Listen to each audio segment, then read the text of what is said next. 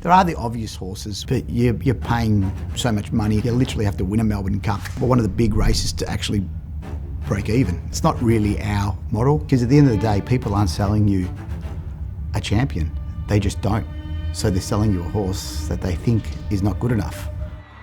So when you do land a horse that can win those Group 1s and that can be a champion, you've landed it because you've seen something in that horse that no one else has seen.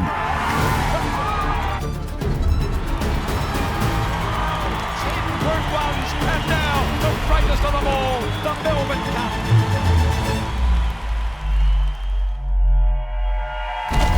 Europe would be one of the best places to go and source horses from a mile and beyond.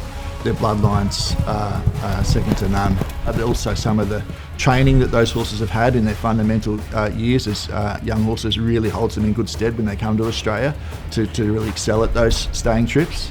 And then trying to find the horses that can adapt to the Australian way of racing, because it's not a given that a European horse will come to Australia and adapt. It's obvious that you need a horse that can stay 2 mile. That's a very unique horse that can do that. But as time has evolved, you actually need a horse with a fair bit of speed and quality. You know, you look at horses like Verry Elleegant, Gold Trip, and Without a Fight, those horses were weight for age horses that probably could have operated at 10 furlongs, that had the class to go over 2 miles.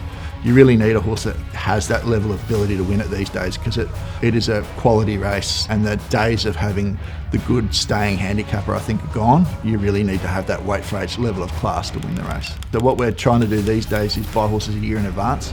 We might be buying a younger horse that's not quite qualified for the cups, but we see something in that horse that we get it down here, we can acclimatise it a year in advance, get it into our training systems, and then we can get it to the race that way. But it's something that's happening more and more. Those horses are in demand right across the globe. So we're not the only ones looking for those horses. They are the horses that everyone wants to find. They're hard to find, and when they come up, they're hard to buy. You need to sort of be ready and always on your game. We would look at 20 horses before we even probably put an offer on one. That's probably the numbers that we would sort of look at. Yeah. And then you can have a horse, which is the ones we look at, that probably aren't running well in Europe, that are probably underperforming. Owners are getting frustrated.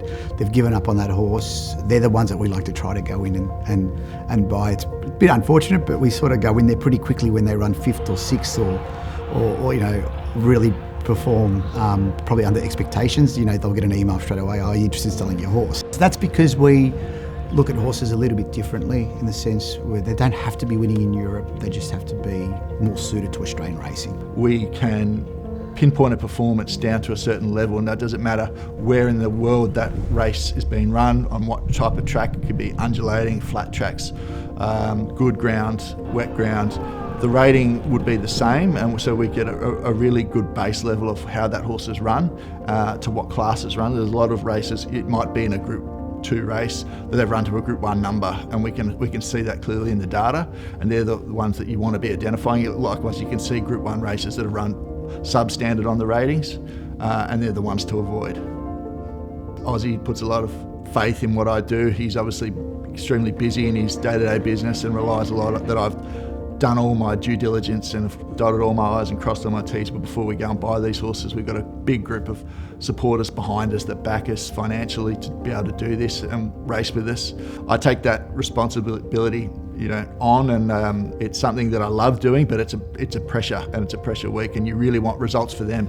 Well, I'm still hungry to find, you know, the next winner or the next, you know, good horse, whether it's incentivised Verry Elleegant or Sir Dragonet or any of these horses that have been amazing for us in the past. You know, it's the challenge, and it's probably what drives me every single day, is to find that next champion.